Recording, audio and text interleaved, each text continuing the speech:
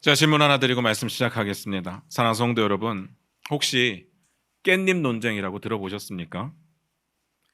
들어보셨다면 여러분은 어떤 입장이십니까?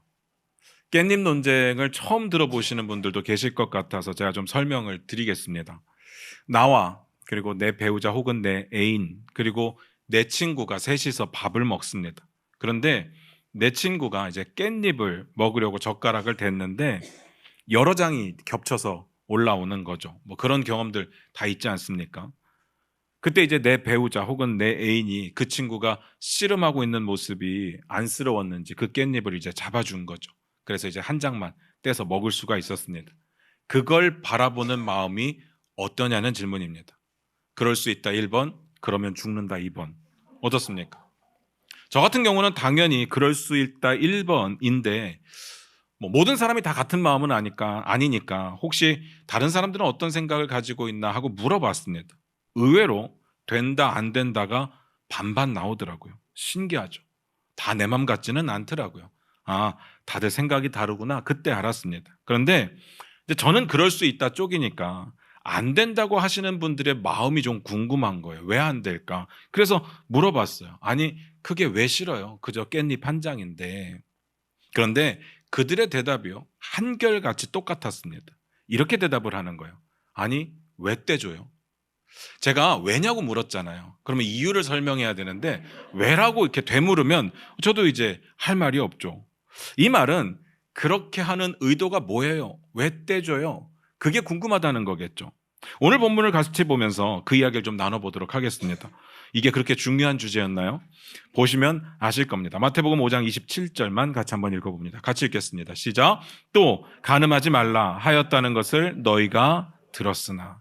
지난주의 내용을 시작으로 해서 6개의 착한 행실을 우리가 보고 있습니다. 오늘은 이제 두 번째 착한 행실입니다. 왜 갑자기 착한 행실을 보게 됐는지는 아마 여러분 다 기억하실 겁니다. 마태복음 5장 16절 때문에 그래요. 같이 한번 찾아서 읽어볼까요? 마태복음 5장 16절입니다. 같이 읽겠습니다. 시작. 이같이 너희 빛이 사람 앞에 비치게 하여 그들로 너희 착한 행실을 보고 하늘에 계신 너희 아버지께 영광을 돌리게 하라.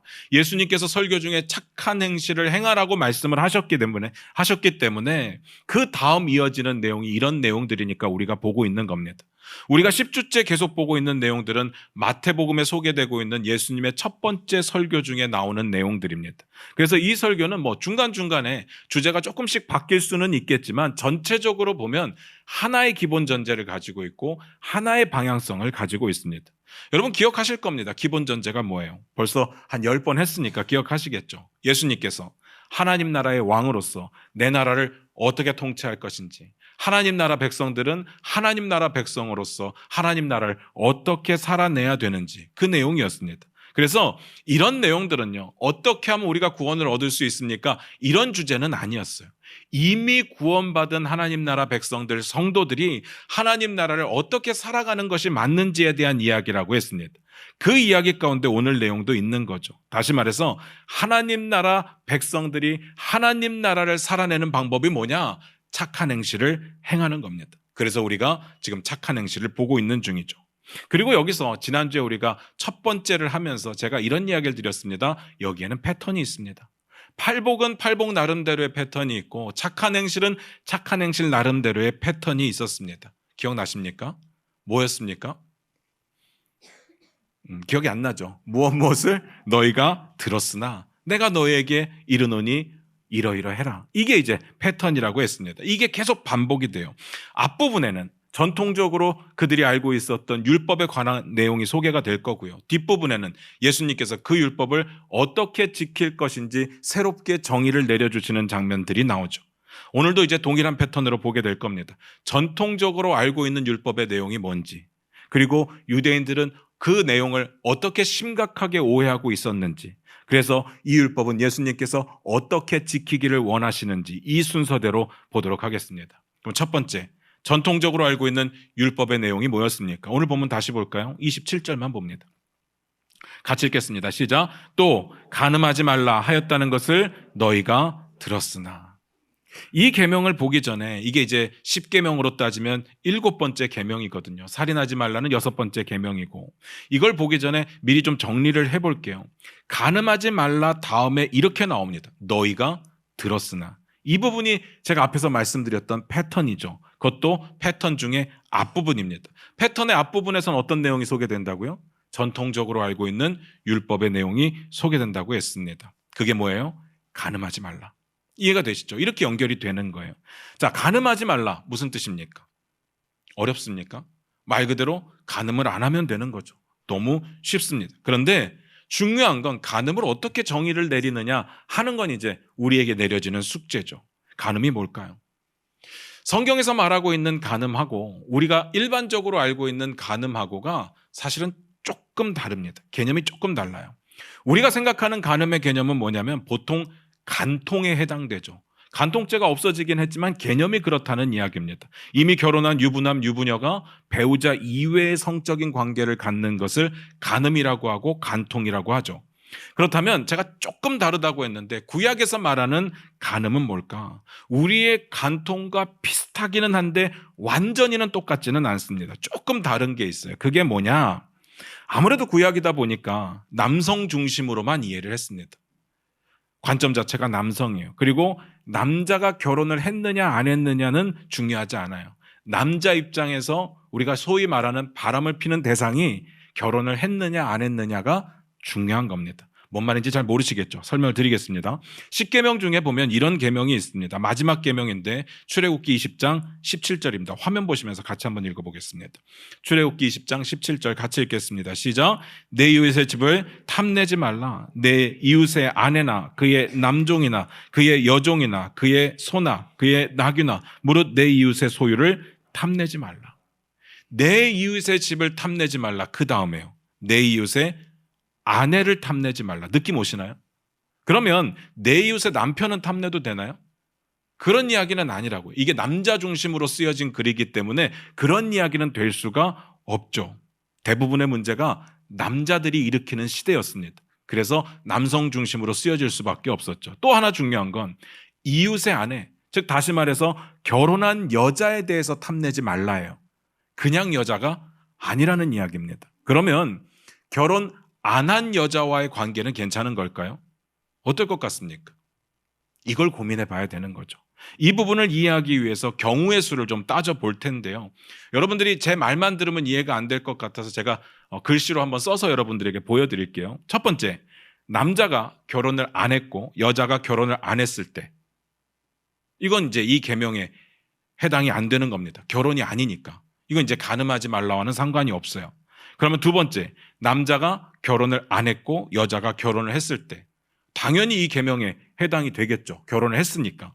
그럼 세 번째, 남자가 결혼을 했고 여자가 결혼을 안 했을 때 이것도 당연히 이 계명에 해당이 될 것 같지만 그렇지가 않습니다. 이 부분이 이제 논란이 되는 거예요. 마지막 네 번째, 남자가 결혼했고 여자가 결혼했을 때 당연히 해당이 되겠죠. 그러니까 남성 중심에서 봤을 때는 내 결혼의 유무보다 상대방의 결혼의 유무가 더 중요해요. 여러분이 이해를 하던 못하던 어떤 내용인지는 아시겠죠? 자, 논란이 된다고 말씀드렸던 부분이 있어요. 남자가 결혼을 했고 여자가 결혼을 안 했을 때 우리 입장에서 뭐 이것도 당연히 간음이고 간통이겠지만 그런데 7계명에는 해당이 안 됩니다. 뭐 자세한 이야기는 다음번에 드릴 시간이 있을 겁니다. 근데 이게 중요한 게요. 이 7계명은 뭐냐 하면 보편적인 성에 관한 명령은 아니에요. 이건 결혼에 관한 명령이고 가정을 어떻게 지키느냐에 대한 명령입니다. 다시 말씀드려요. 이 계명을 가지고 보통 일반적으로 생각하는 우리 크리스찬들이 어떻게 성적으로 살아야 되느냐 하는 부분의 이야기는 아니에요. 이건 단순하게 결혼에 대한 이야기입니다. 잘 기억해 주시기를 부탁드려요. 여기서 궁금한 건 그거잖아요. 결혼한 남자가 결혼 안 한 여자와의 관계, 이게 왜 되느냐, 이게 왜 빠져 있느냐 하는 거잖아요. 잘 생각해 보시기 바랍니다. 제가 된다고 말씀드렸던 적 있었나요? 없었어요. 성경도 그렇게 말한 게 아니에요. 지금 여기서 말하는 것은 7계명 간음하지 말라의 그 내용이 안 들어간다는 거지 그래도 된다는 뜻은 아니에요. 그래서 제가 다음번에 자세하게 설명드릴 시간이 있을 거라고 말씀을 드린 겁니다.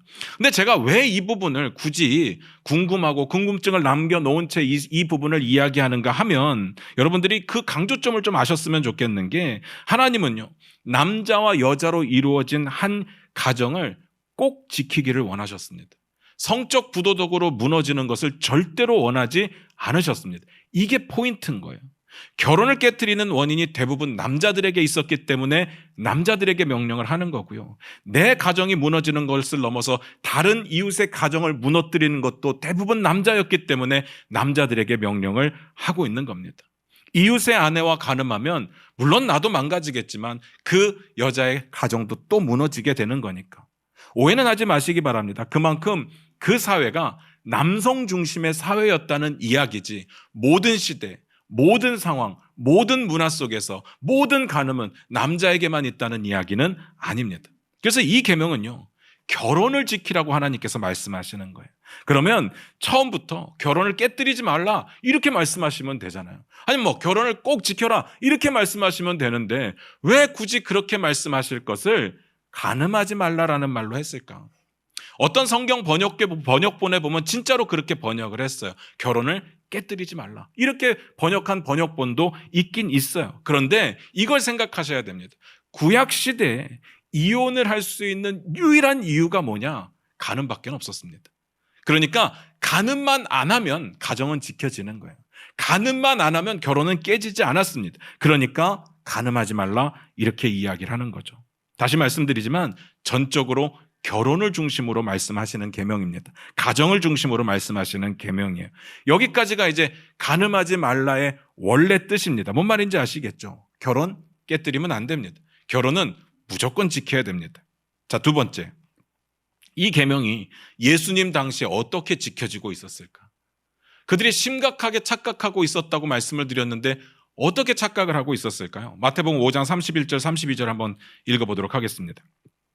같이 읽겠습니다. 시작. 또 일렀을 때 누구든지 아내를 버리려거든 이혼 증서를 줄 것이라 하였으나 나는 너희에게 이르노니 누구든지 음행한 이유 없이 아내를 버리면 이는 그로 간음하게 하며 또 누구든지 버림받은 여자에게 장가드는 자도 간음함이니라. 아무리 봐도 당연한 이야기겠죠. 아까 제가 말씀드렸잖아요. 결혼을 깨뜨릴 수 있는 유일한 이유 하나는 음행입니다. 그래서 예수님께서 그렇게 말씀하시는 거예요. 음행한 연고 이후에는 아내를 버리면 안 된다.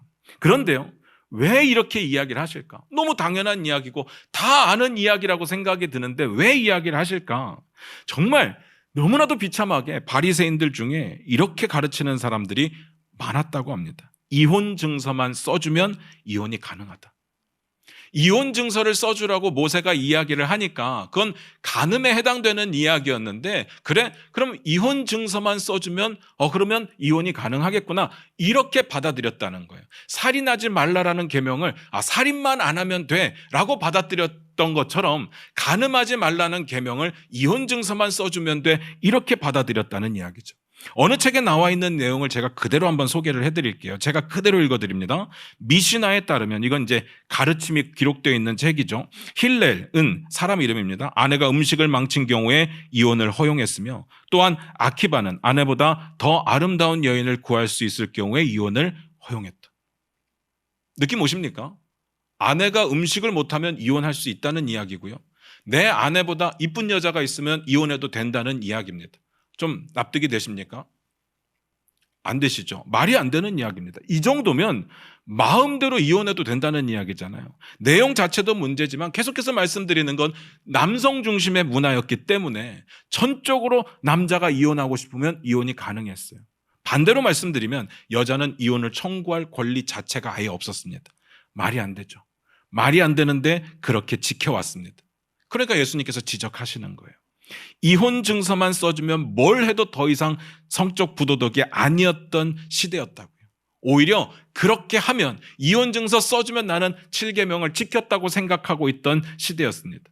심각하게 잘못 이해하고 있었죠. 그들이 착각하고 있었습니다. 그래서 잘라서 말씀하시는 거예요. 아내의 음행함이 없으면 이혼하면 안 된다. 간음하지 말라는 것을 이혼 증서 써주면 되라고 생각했던 사람들에게 아니야, 이혼 증서를 그렇게 함부로 남발하는 것이 아니야. 그 이야기를 하시는 거죠. 이혼 증서는 아내가 간음했을 때만 쓰는 겁니다. 물론 이것도 오해하시면 안 되는 게 이혼과 재혼에 대한 아주 보편적인 이야기를 드리려고 하는 것은 아니에요. 그 당시 간음하지 말라는 것에 대해서 이렇게 착각하고 있으니까 예수님께서 그 예를 들어서 설명을 하신 거예요. 가정이 이렇게 무너지고 있으니까 예수님께서 그 부분에 대해서 말씀을 하신 거예요. 가정을 우습게 생각하니까 예수님께서 그 부분에 대해서 말씀을 하셨던 겁니다. 무슨 말인지 아시겠습니까? 자, 세 번째. 그래서 예수님께서 결론적으로 뭐라고 말씀하시느냐? 마태복음 5장 28절입니다. 같이 읽겠습니다. 시작. 나는 너희에게 이르노니 음욕을 품고 여자를 보는 자마다 마음에 이미 간음하였느니라. 방금 읽었던 구절이 이렇게 시작돼요. 나는 너희에게 이르노니. 이 부분이 제가 패턴이라고 말씀드렸잖아요. 그러면 이제 이후에는 어떤 내용이 나오겠어요? 예수님께서 진짜 하시고 싶은 이야기가 지금부터 기록이 될 겁니다. 그 내용이 뭐냐? 간음에 대한 완전히 다른 시각이에요. 지금까지는 어떻게 이해했다고요? 간음하지 말라? 이혼증서 써주면 돼? 이렇게 이해를 하고 있었는데 예수님께서 그런 생각들을 다 뒤집어 엎으라고 말씀하시는 겁니다. 아니야. 그건 지키는 게 아니야. 이혼증서 써주는 것과 아무 상관이 없어. 당연히 간음도 안 해야 되지만 마음속에 음욕을 품고 바라보는 것도 간음이니까 그것도 안 된다. 이렇게 말씀을 하시는 거죠. 완전히 다른 접근입니다. 전혀 다른 접근 방법이죠. 이혼 증서만 써주면 간음이 아니었는데 이제는요, 심지어 실제로 간음을 안 해도 마음속에 그런 생각을 했다면 간음이라고 말씀하시는 겁니다. 완전 충격이죠.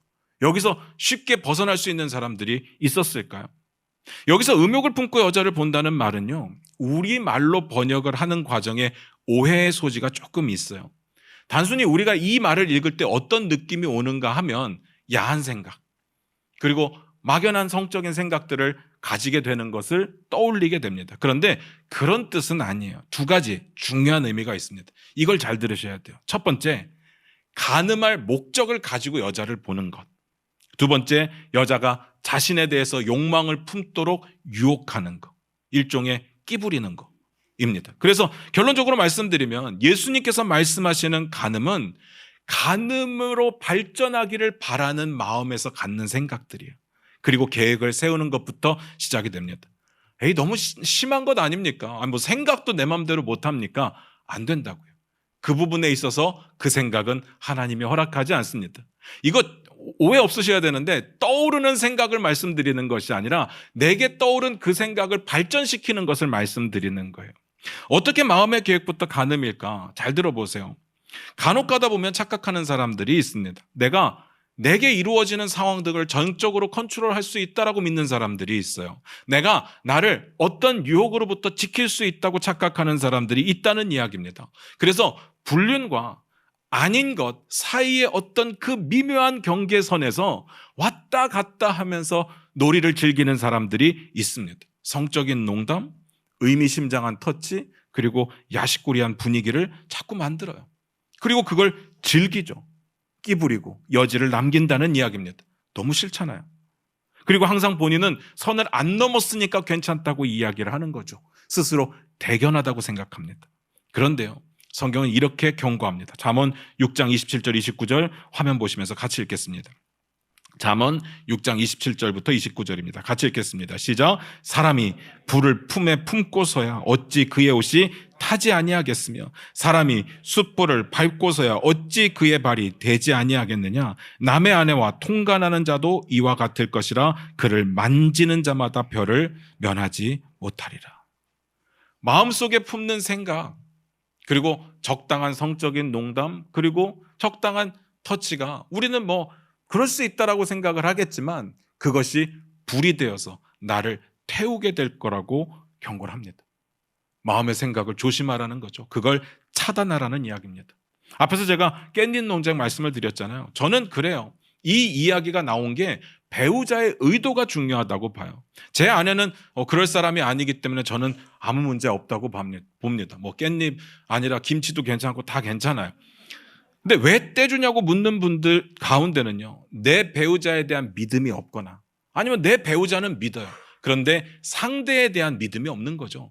상대에 대해서 그런 착각을 하는 상황 자체가 싫은 겁니다. 그런 여지가 남는 것 자체가 싫은 거예요. 그게 간음으로 연결될 수 있는 부분이니까. 그리고 예수님께서 이어서 말씀하십니다. 마태복음 5장 29절부터 30절입니다. 같이 읽겠습니다. 시작. 만일 내 오른눈이 너로 실족하게 하거든 떼어내버리라. 내 백체 중 하나가 없어지고 온몸이 지옥에 던져지지 않는 것이 유익하며, 또한 만일 내 오른손이 너로 실족하게 하거든 찍어내버리라. 내 백체 중 하나가 없어지고 온몸이 지옥에 던져지지 않는 것이 유익하니라. 오른눈이 실족하게 하면 빼버리래요. 오른손이 실족하게 하면 찍어버리랍니다. 우리가 이전까지 알고 있었던 율법의 구체적인 실천 방향이 이거예요. 섬뜩하지 않습니까?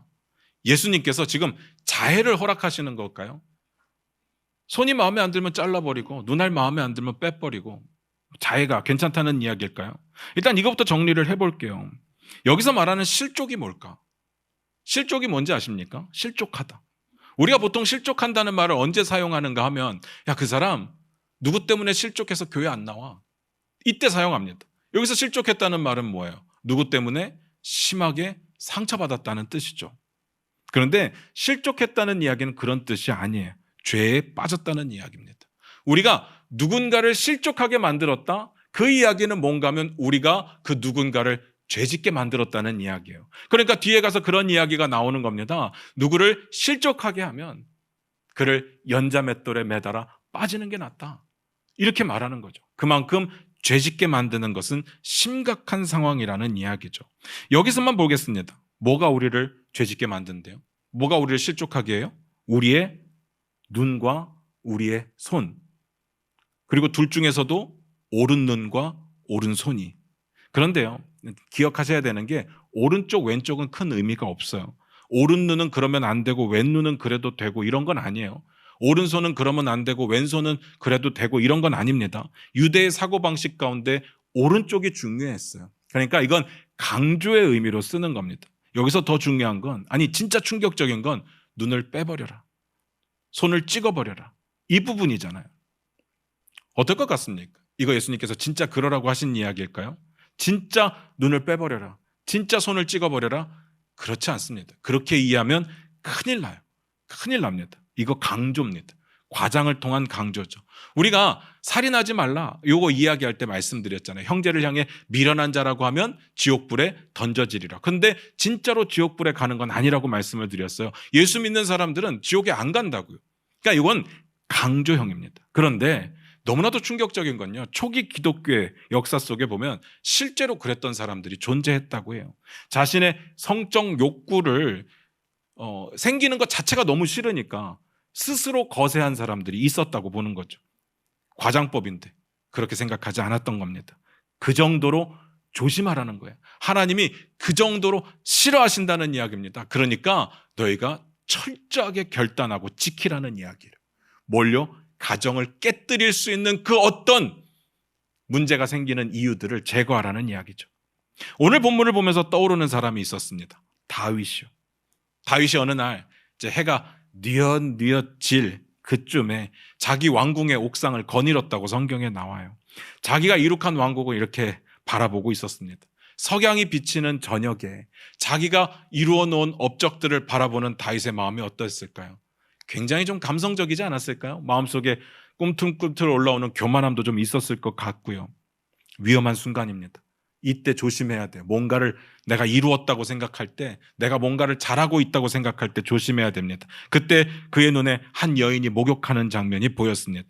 우리말 번역으로는 보였다고 되어 있는데 제가 유대 왕궁에 안 살아봐서 잘 모르겠어요. 그게 보일 수 있는 건지 잘 모르겠는데 원어로 보니까 보인 게 아니라 본 거예요. 근데 그것도 이해가 안 돼요. 왕궁 지붕에서 남의 집안의 목욕탕이 어떻게 보일까? 제가 안 살아봐서 모르니까 그냥 모르는 건 모르는 채로 두고 그 다음이 중요하겠죠. 딱 여기서 그쳤으면 돼요. 아, 그렇구나. 더 이상 보면 안 되겠다. 어떻게? 본 건 어쩔 수 없으니까. 어떻게 하나님께서 이렇게 여인의 모습을 아름답게 만들었을까? 하나님 찬양합니다. 하나님 높임 받으시옵소서. 이러고 끝났으면 돼요. 정말 우연히 본 거라면. 그런데 왕식이나 되어서 그걸 집중적으로 볼 이유는 없잖아요. 모양 빠지게. 근데 문제가 뭐냐? 사람을 시켜서 그 여자가 누군지 알아보게 했고 자신의 장수의 아내임을 알고도 데리고 와서 동침을 했다는 거죠. 심지어는요, 자신의 충성스러운 장수의 아내였어요. 이 정도면 양아치죠. 이건 안 되는 겁니다.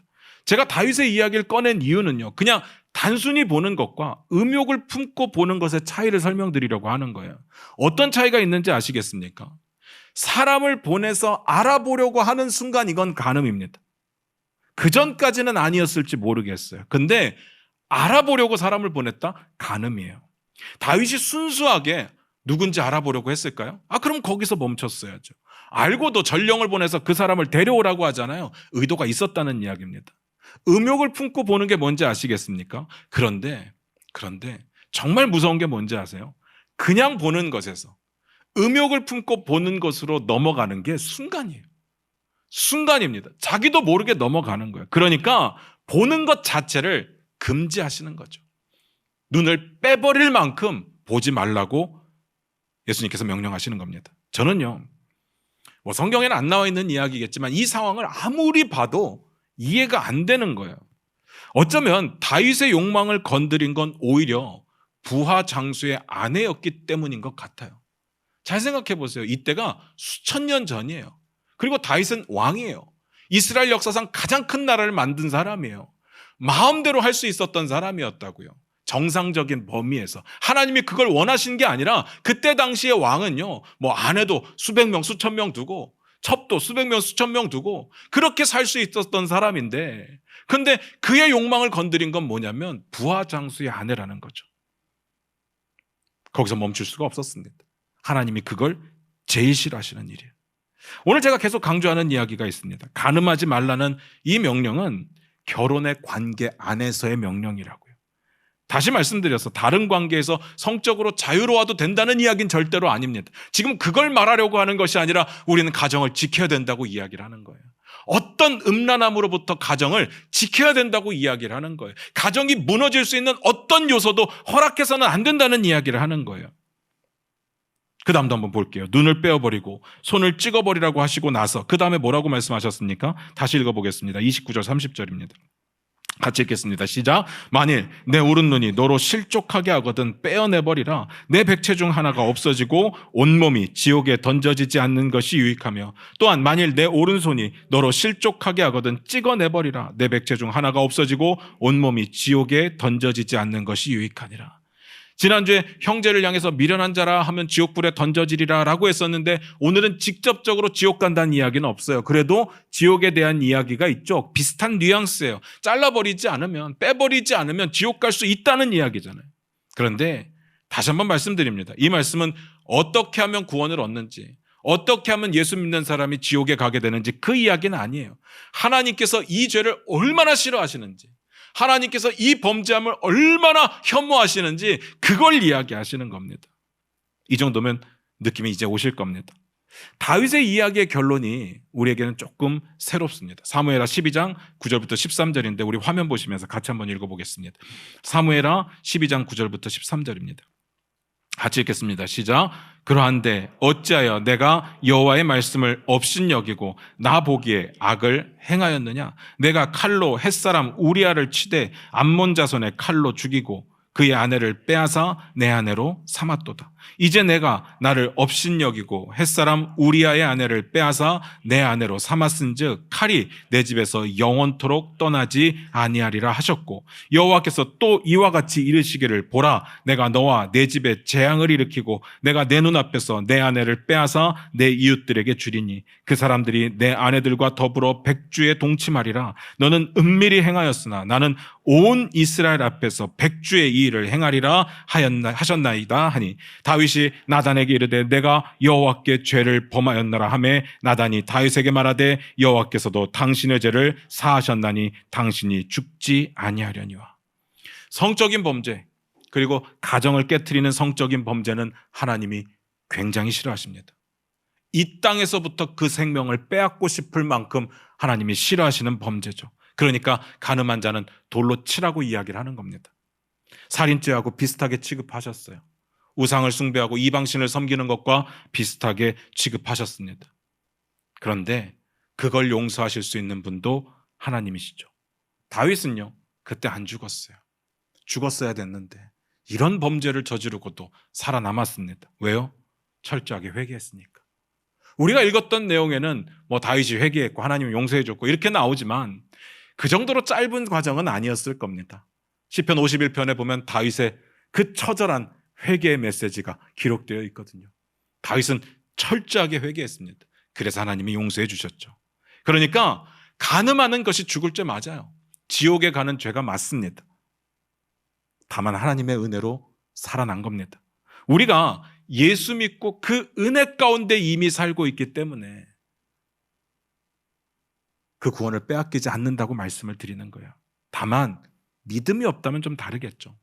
하나님을 왕으로 예수 그리스도를 주인으로 영접한 사람들은 이런 범죄를 쉽게 저지를 수 없을 겁니다. 하나님이 왕이신데, 하나님이 주인이신데, 하나님 우리 안에 계시고 우리와 함께 계시고 우리가 보는 걸 다 보고 있는데 어떻게 죄를 쉽게 지을 수 있겠습니까? 그런데 사단이 하는 게 그런 거잖아요. 어떻게든 유혹하고 어떻게든 넘어뜨리려고 하는 것이 사단의 역할이잖아요. 그럴 때 그렇게 넘어질 수는 있어요. 그럴 때 어떻게 해야 되느냐? 회개해야죠. 하나님 앞에 처절하게 다윗처럼 무릎 꿇어야 됩니다. 그리고 인간적으로도 보상하고 갚아줘야 될 것들을 갚아줘야죠. 그런데 하나님의 뜻은 알겠는데 난 회개는 못하겠다. 이거 쪽팔려서 어디 이걸 사람들에게도 이야기하기가 좀 그렇고 이거는 싫다. 모른 척하고 싶다. 그렇게 말을 한다면 자신의 믿음을 의심해 봐야죠. 진짜 믿음이 있는 걸까요?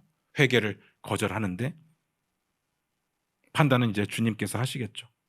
말씀 마무리 짓겠습니다. 사랑하는 성도 여러분, 제가 오늘 드리고 싶은 이야기는 다른 게 아닙니다. 성적 부도덕함의 이야기를 계속 드렸지만 저는 오늘 이 본문을 통해서 가정을 깨뜨리는 심각한 범죄를 말씀드린 거예요. 예수님께서도 그런 의미로 말씀을 하셨다고 저는 믿습니다. 그만큼 가정이 소중합니다. 가정을 지키는 것이 가장 중요합니다. 그게 예수님이 말씀하신 착한 행실이죠. 성적 부도덕 하나님 싫어하십니다. 살인만큼 싫어하시는 거예요. 가정을 지키려면 우리는 이 부분을 해결해야 될 줄로 믿습니다. 조심해야 될 줄로 믿습니다. 배우자를 향해 순결해야 되고 정결해야 됩니다. 그리고 그 정결함은 행위뿐만이 아니라 우리의 마음에서부터 정결해야 됩니다. 요즘은요, 본이 되는 멘토를 찾기가 쉽지 않습니다.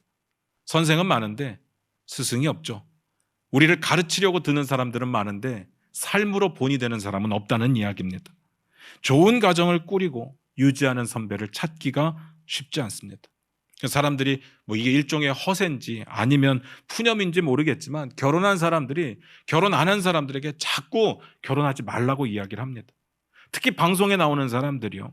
전 제발 그러지 말았으면 좋겠는데 결혼을 마치 절대 해서는 안 되는 것처럼 지옥처럼 묘사를 해요.